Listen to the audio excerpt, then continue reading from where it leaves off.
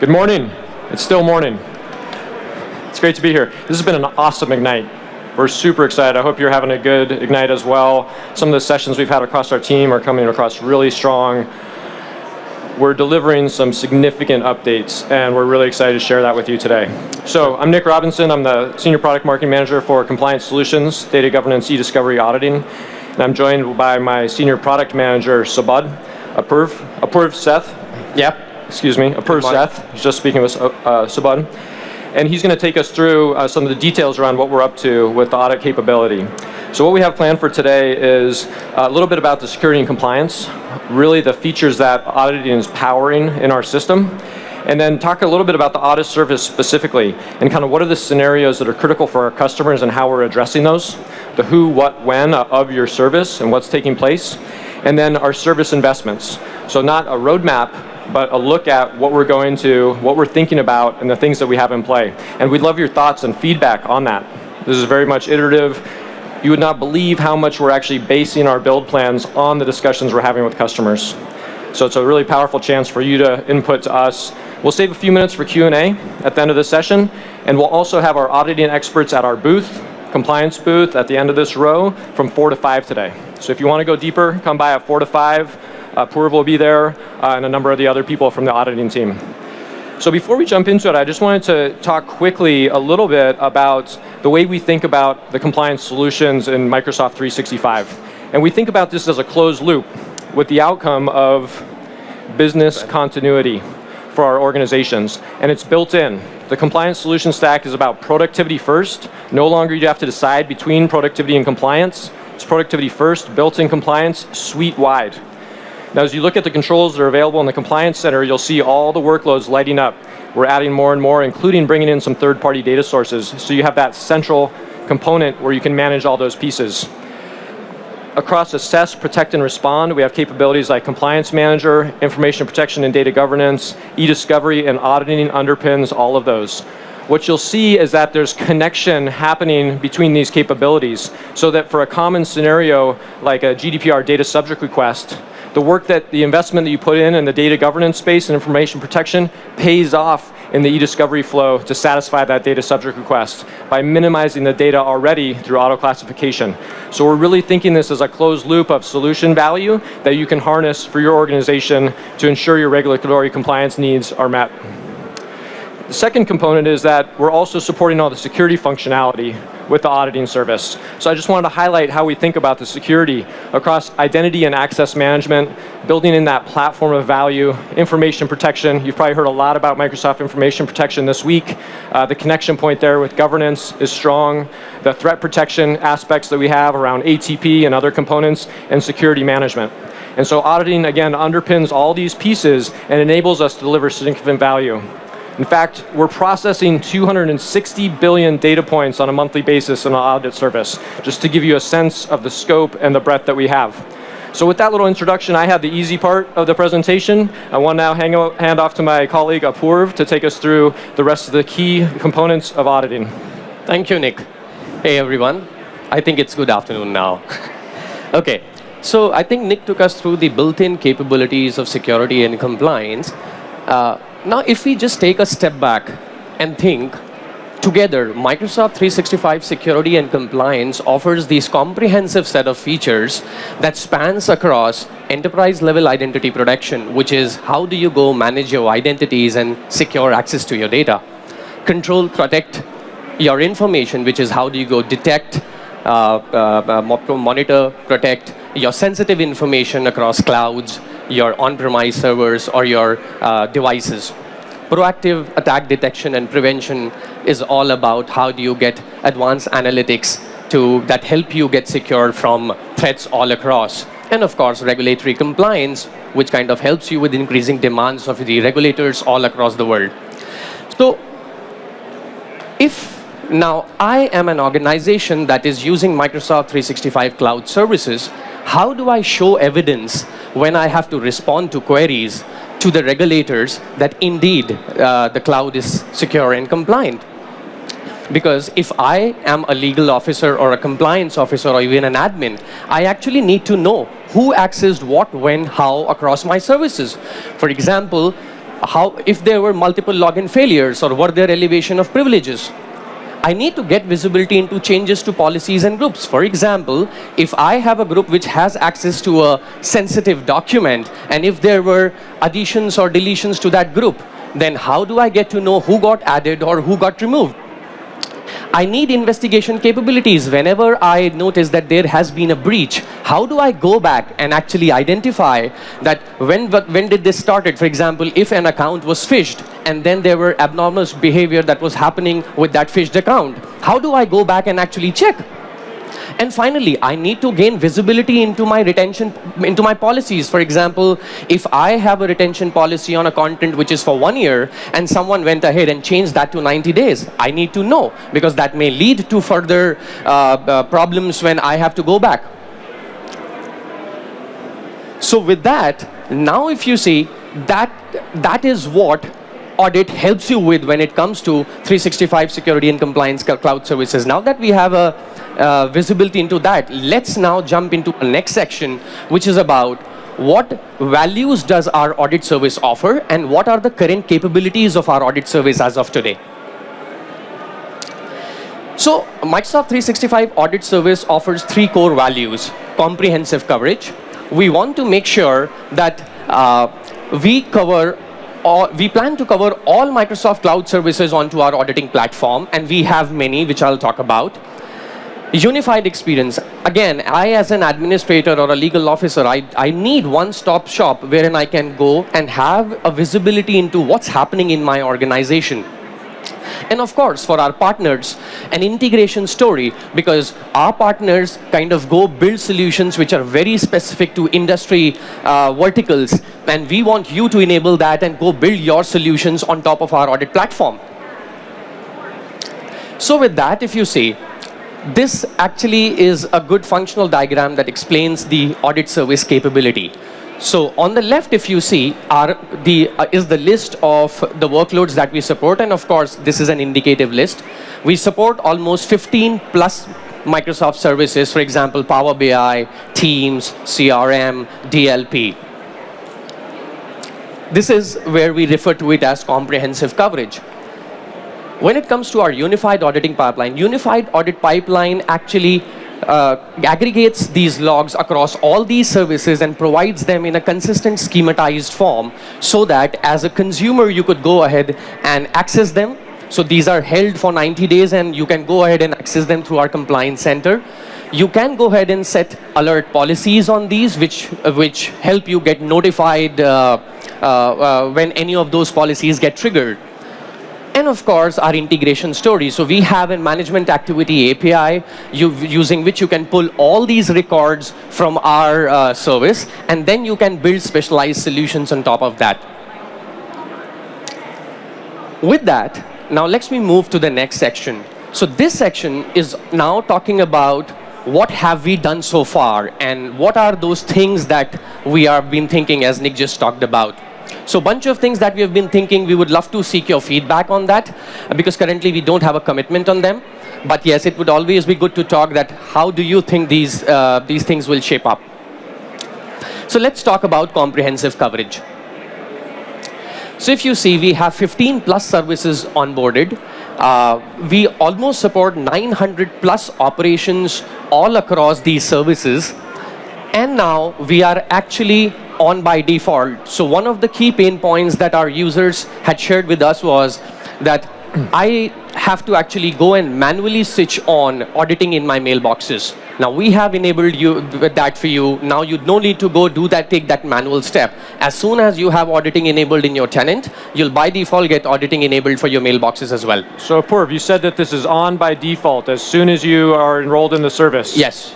That's huge. Yes, that's huge. When did we start doing that? So we have started rolling this out. I think we started rolling this out last month, and it will take a couple of weeks, or by end of October, I think we should be saturated all across. That's fantastic. I know a lot of customers are going to be very happy about this. Yeah. So these are the new 7 services that we have onboarded in last 6 to 8 months. So we now have CRM on the auditing pipeline, Power BI, Teams, Flow, Project, Forms, and Streams.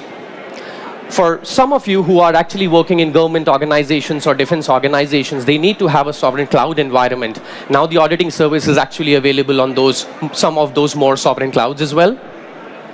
As I said, we have 175 new activities that have been added onto our service, so that expands the amount of signals that you could go and think around. And finally, as I said, by default, we already have a live blog which has been published about this capability. And let's move to the next one. So this is something that has been a big ask from our partners and customers. We just support 90 days of retention. So in Ignite, we are announcing that we'll now support longer retention going ahead. So wait, what did you say? We have a longer retention period? Yes, we'll now have a longer retention period, and the logs will be available for 1 year. One year's time? Yes, 1 year's time. That is awesome. That's awesome, that yes, is huge. yes. And when will customers be able to take advantage of this? So, as I said, this is something that's going to start getting previewed in October. So this will be available for E5 subscriptions. This will be supported across all the services and the activities that we have in our pipeline. And of course, we're targeting the preview by October for this functionality. So we have a busy week here, obviously, but since we announced this on Tuesday, you cannot imagine Apurv's calendar is filling up to do deep dives with customers on this topic specifically. So this is big. I just want to emphasize that. Okay, so what we have for that, now you could go ahead and search and export in Security and Compliance Center your audit logs beyond 90 days. You can use our search commandlet to kind of go pull those records. We are also enabling the functionality that provides you these alerts, because most of the time when you are hitting that 90-day boundaries, you're not aware that your data is going to get lost. So we'll start providing you with alerts that now it's a 90 days boundary, and you should think about either exporting your data or probably have other options that you can get. And of course, for E3, the retention still stays at 90 days. Okay, so with that, let's move to the second value that we talk about, which is the unified experience. So if you can see, all the new services and activities that we have added into our portfolio, we'll enable unified search across all those the activities as well. Now you can also go ahead and create those alerts. So you were able to create alerts. Now, because we have added these, you can use these 175 plus activities, create an alert policy. So alerts, all our functionality is available on these new things that we have added. Unified experience. So this is something that we have been thinking for a long time. Currently, the audit logs, the way they are available, is just a flat list of audit logs. And there is this very simple need that how do I go and analyze those records? I need to get some insights out of those records. So this is where we are kind of now moving next.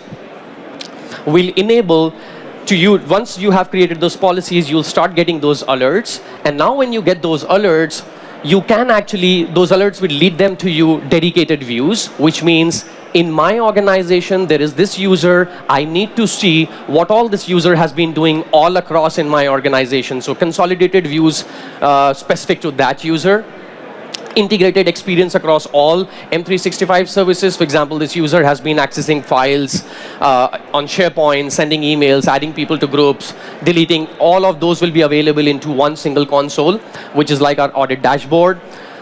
Getting the things like what are these activities for this particular user by workload, who are my highly impacted users, who are my highly impacted risk machines. So these are some of the things that we have been thinking around bringing in natively to our log analysis experience. We don't have a timeline for this, but I think this is one of those things which we just wanted to kind of share it in front of you and which we have been actively thinking around. Finally, let's move to our integration story, because we have a bunch of our partners who are very interested in pulling this data through our Activity API. We have some API improvements that we would like to share with you, and of course, some of those documentation improvements which we felt that people have been asking very frequently to us. So on the API side, audit logs for Power BI and Microsoft Teams will now be available under 30 minutes. They used to initially get to you within 24 hours. So we have made this huge improvement. We have moved them to under 30 minutes.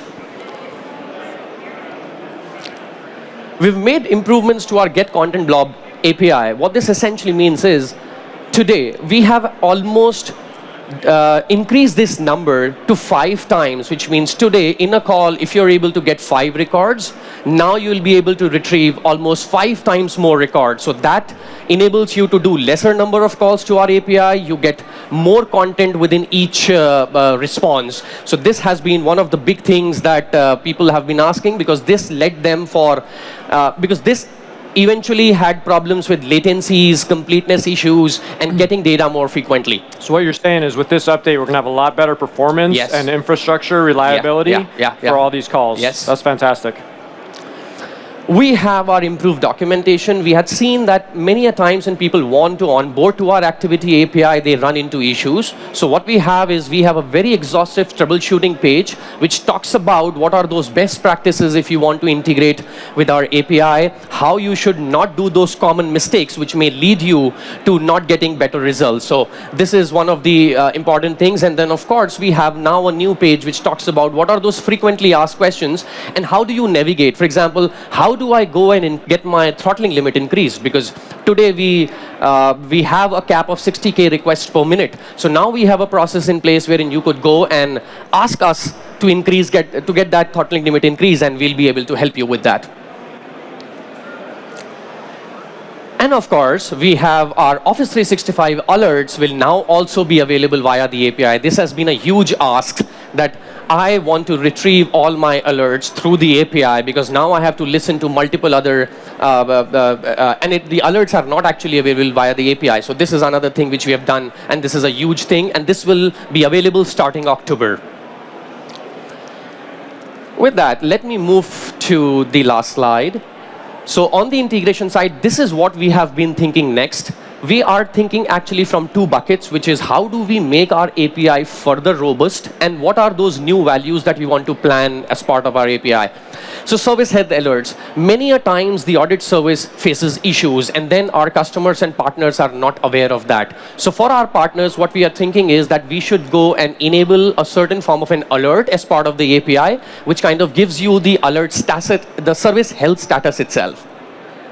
We are also thinking about enabling multi-tenant data availability as part of the API. Today, you could just retrieve data for a single tenant. Now, if you are a solution which is running across multiple tenants, all the data can be pulled within the same API call.